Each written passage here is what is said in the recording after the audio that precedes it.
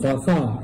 Nadhani kila mmoja siku ya jana alipokea taarifa ya mwanariadha wa Tanzania Alphonce Felix Simbu kutoa medali ya dhahabu ya kwanza kama mwanamichezo kutoka Tanzania kuileta nyumbani Tanzania kwa furaha na kwa nderemo na vifijo vya aina yake sana.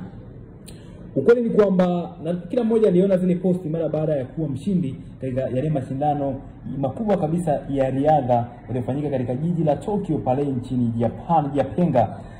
Sasa mara baada ya ushindi, Felix Simbu aliposti picha kadhaa katika mitandao yake ya kijamii, hususan katika mtandao wa Instagram, ambapo aliposti picha kadhaa. Picha ya kwanza wakati amemaliza pale kwenye finishing, lakini pia picha nyingine akiwa bendera ya Tanzania, lakini pia kuna picha ambayo alikuwa ameshika kiatu. Hiyo hapo. Yaani ile picha ya muonekano wa kiatu fulani hivi. Sasa kwa nini aliposti kiatu? Kiatu kinahusiana nini na yeye kushinda? Kwa nini aliposti kile kiatu? Na kile kiatu ni cha aina gani? Sawa, kile kiatu kinafahamika kama Adidas Adizero Adios Pro Evo 2.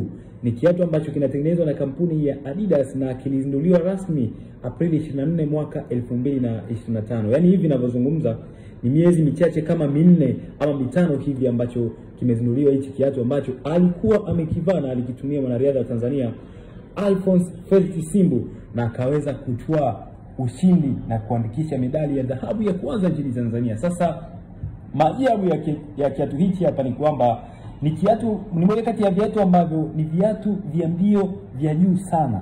Yaani ni moja kati ya viatu ambavyo venyewe vinatumika katika zile mbio za juu, lakini pia ni kiatu ambacho ni very quality. Nikisema quality na maanisha yani kina ubora wa hali ya juu. Ni kiatu ambacho kinatengenezwa kwa oda maalum, ndugu yangu. Ili uweze kupata hichi kiatu cha Adidas Adizero Evo 2 Pro inahitaji uweke oda maalum kabisa, na ni viatu ambavyo vinatoka kwa uchache kabisa yani. Kwa hivyo ukitaka kiatu kama hichi cha Adidas Pro Evo 2 inabidi uagize. Sasa njoo kwenye bei.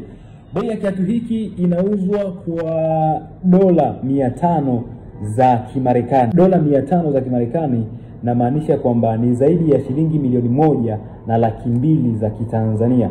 Kwa hivyo Simbu alitumia kiatu cha zaidi ya shilingi 1,200,000 za Kitanzania kuweza kuleta medali ya gold Tanzania.